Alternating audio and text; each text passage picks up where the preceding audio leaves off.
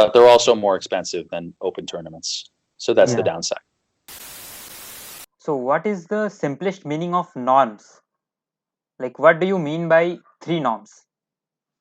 Yeah. Okay. So a norm is a tournament performance.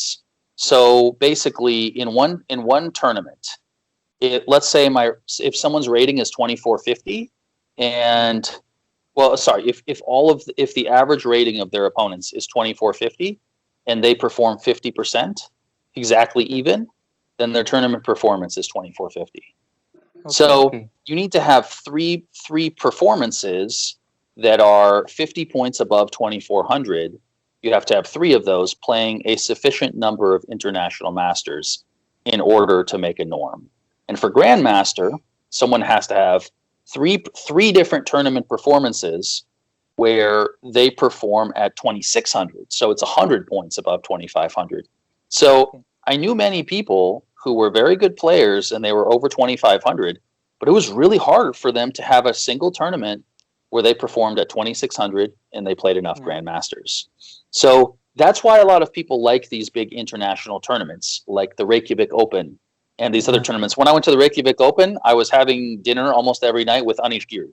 You get to just hang out with the best players in the world when you go to these tournaments. So it's quite an amazing experience. I was just hanging out with Wei Yi. I just went to go talk to him. We suddenly started talking for about 1 hour. I don't even think he knew what my name was, but we're just talking about chess for about 1 hour. So some of these tournaments are a really amazing experience that most people have no idea about. But if somebody plays in a tournament like that, they play a bunch of strong grandmasters that way outrate them.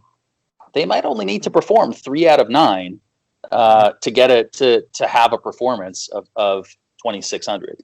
So if they just have one tournament like that, they perform 2601 is their tournament performance, then they probably will make a grandmaster norm in that tournament. So it's often hard to find tournaments where you can have that kind of opportunity. But if you go to the tournaments where the really strong players play, you almost always can make a norm in those tournaments.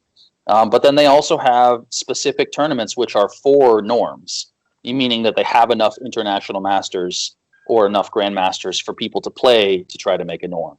And so let's say there's a tournament with an average rating of, let's say, something like 2230 or something. Then they might say to make an international master norm, you have to perform with +5, 7. So basically 7 out of 9.